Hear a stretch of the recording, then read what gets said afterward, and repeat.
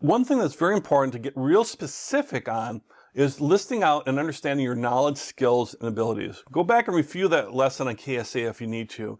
But really what I'm looking to have you do is brainstorm and make a long list without much pause. Just list out. And maybe in different columns, like this is my knowledges, this is my knowledge, this is my skills, and this is my my abilities, my innate talents and traits. And make that long list and just pause the video if you want to do it right now, and just list out. And from that, you're going to be zeroing in on a key few. And you can have others do that, do the same for you. That is optional. It can give you a different perspective. If you ask somebody that you really trust and tell them what you're looking to do, and you're on a job search and you're really trying to understand these and help them define for them, coach them through what you mean by KSA.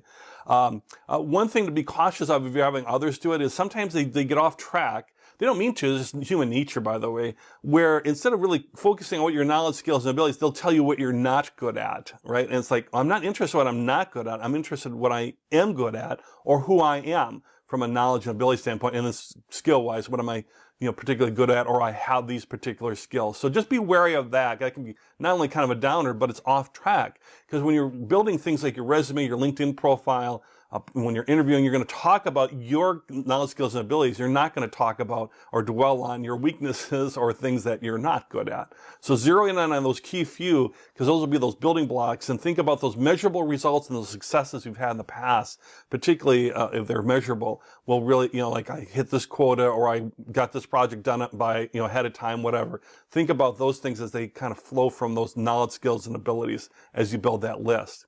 Another thing, too, that's beyond knowledge, skills, and abilities, though it's very related, is strengths, which is focusing on your strengths, and in a great deal focusing on your strengths.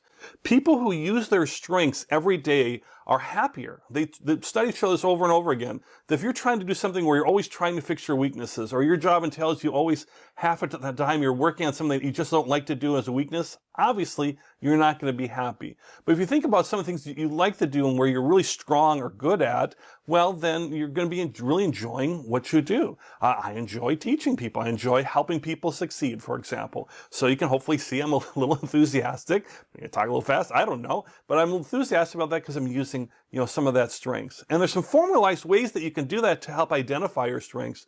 And one that you may have done or might be familiar with is called Strength Finder. It's a book by Tom Rath. Strength Finder 2.0 might be on 3.0 or 8.0 by now, I don't know. And he used to work with the Gallup organization, the big survey type folks, and kind of comes out of that. And really it's a tool where it's a short book, and then there's an online tool that you can use that you answer questions, tell you your top 5 strengths in kind of this broader nebulous way, but it kind of is these building blocks. And here's a quote from Tom there, that if you spend your life trying to be good at everything, you'll never be great at anything. And that's so true. I like to have a lot of knowledge, and I'm interested in many, many things, but I know the things that I'm really focused on, I can be very, very good at. Best in the world in some areas, actually, or one of the best in the world. Let's be a little more humble, Steve.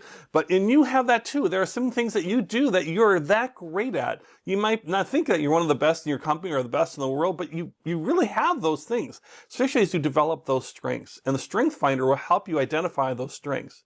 Let's look at an example of that. I'll share my strengths. Let me share you what mine are so you get a feel for what that might look like, because it might look a little different. And before we do that, just an extra quote from Peter Drucker here. If you've gone through management or MBA program or business school, Peter Drucker, classic writings, all that stuff. Father of management, some people might say.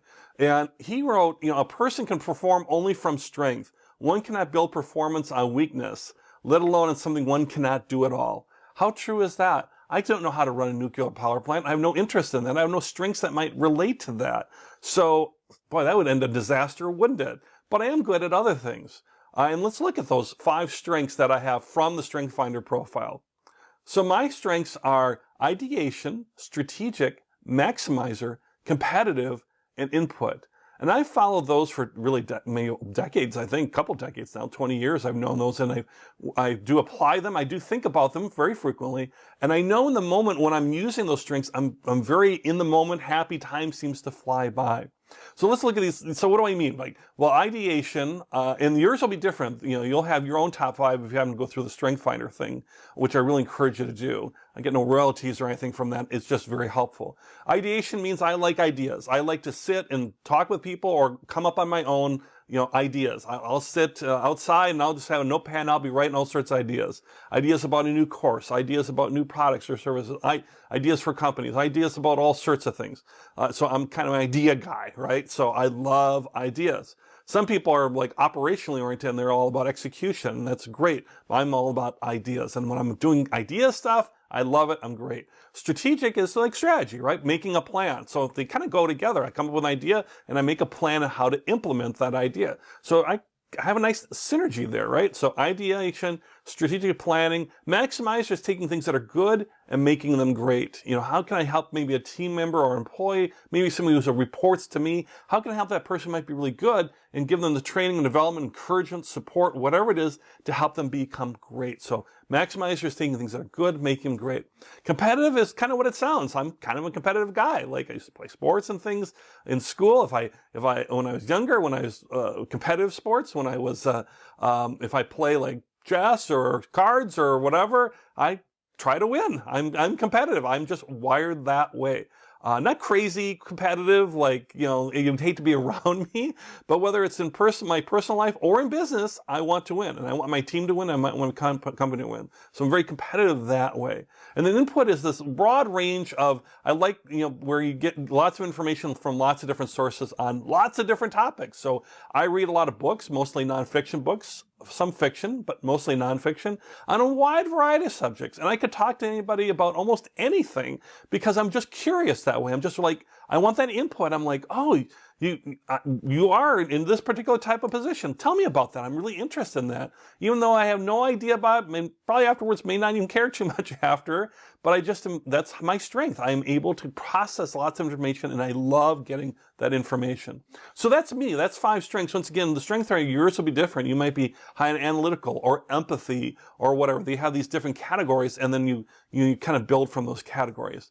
And that's the key thing to take away from this is to really spend the time, list out and understand your knowledge, skills, and abilities, and understand your strengths, whether you're using the Strength Finder or you're just writing it out yourself, thinking about, yeah, I'm good at this, or I'm naturally good at this. This comes easy to me. Those are keys that might be a strength for you. People always say this about me, that I'm really good at whatever it is for you, and that might lead to a strength. So think about what are your strengths, because strengths are going to make you be happier in your job when you get to your new job, but also strengths are going to help you through that whole process. You're going to emphasize those strengths through the process, particularly in an interview. You might get asked questions like, what's your greatest strengths? Well, you can see from me, I have lots of easy answers from that. And then you mitigate your weaknesses. That whole concept of, oh, you got to fix your weaknesses. It's not true. You've heard those quotes about how to focus on your strengths, but there are some weaknesses you just have to mitigate or at least get up to a certain level. But if you spend all your, so you can at least do something, at a certain level. Maybe it's, let's say, public speaking is just, you're just never going to be comfortable at. You might need to get to a certain level to get by, but it's not something you'd probably want to do on a daily basis if you hate public speaking or things that are related to that extroversion or whatever it might be. There's no right or wrong, by the way, in the strengths. It's about who you are and to focus on your strengths and to do what you do and be able to communicate that through the job search, the job interview process to get to the end where you can get an offer and then use your strength of like choosing.